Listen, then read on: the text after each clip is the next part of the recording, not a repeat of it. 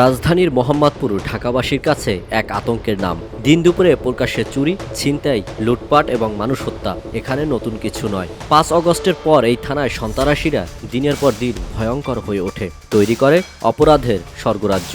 অবাধে মাদক বিক্রি, চাঁদাবাজি আর জমি দখলও উঠে আসে ওপেন হাউস ডে আলোচনায়।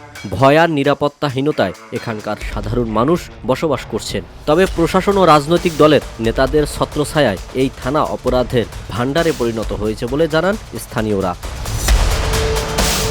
এসব ঘটনা যখন দেশ জুড়ে আলোচনা সমালোচনায় পরিণত হয়, ঠিক তখনই নড়ে চড়ে বসে আইনশৃঙ্খলা বাহিনী। বৃহস্পতিবার বিকালে মোহাম্মদপুরের বছিলায় পুলিশ ক্যাম্পের উদ্বোধন এবং ওপেন হাউস ডে অংশগ্রহণ করেন Dhaka metropolitan police commissioner Mohammad Sarwar. এ সময় তার সঙ্গে ছিলেন র্যাব ২-এর অতিরিক্ত ডিআইজি খালেদুল হক হাওলাদার সহ পুলিশের ঊর্ধ্বতন কর্মকর্তারা। মোহাম্মদপুর থানা পুলিশ কর্তৃক আয়োজিত এই ওপেন হাউস ডে অনুষ্ঠানে মতামত প্রকাশ করেন স্থানীয়রা। তারা বলেন, রাজনৈতিক দল আর পুলিশের সমন্বয়হীনতার কারণেই অপরাধীরা বেপরোয়া হয়ে ওঠে। মোহাম্মদপুরে তো এই রকম এত দুর্নাম ছিল না। মোহাম্মদপুরে কি দুর্নাম ছিল? বলেন, বুকে হাত দিয়ে বলেন, কোনোদিন ছিল না। কেন হলো? ৫ তারিখের পরে সবাই বড় মেতে চান।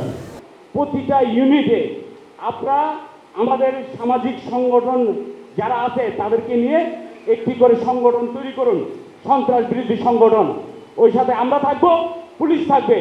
দেখি কিভাবে এই এলাকার মধ্যে সন্ত্রাস কিশোর গ্যাং বসবাস করতে পারে। আমরা সামাজিকভাবে সর্বস্তরের জন্য বসে আমরা করেছি। স্কুল, মাদ্রাসা, মসজিদ, হাউজিংয়ের মালিক, সর্বস্তরের সাধারণ জনগণ মিলে আমরা একটা প্রতিরোধ কমিটি করতে চাই এবং প্রশাসনের সহযোগিতা থাকলে আমরা এই ব্যাপারে সহযোগিতা করতে পারবো প্রশাসনকে। মোহাম্মদপুরে কিশোর গ্যাং এবং সন্ত্রাসীদের আর কোনো জায়গা হবে না বলে এ সময় হুঁশিয়ারি দেন র্যাব ২-এর অতিরিক্ত ডিআইজি খালেদুল হক হাওলাদার। এই মোহাম্মদপুর আবার সুখের, সম্মানের মোহাম্মদপুর হবে।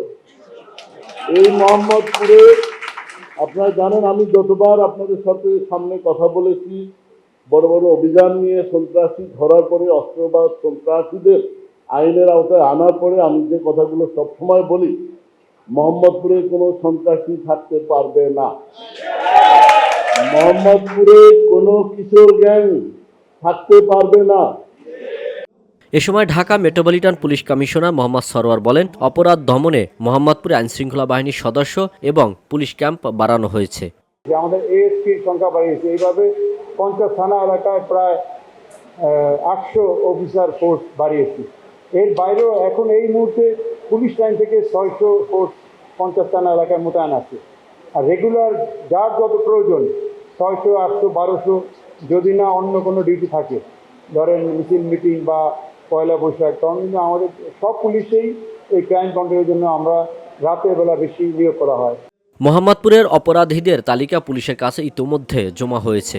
গোয়েন্দা সংস্থার সদস্যরা মাঠে কাজ করছে। খুব তাড়াতাড়ি এদেরকে আইনের আওতায় আনা হবে এবং এসব অপরাধীদের ছবিও প্রকাশ করা হবে বলেও জানান পুলিশের এই কর্মকর্তা। আমরা আল আমিন এম তাওহীদ, ভিওডি বাংলা, ঢাকা।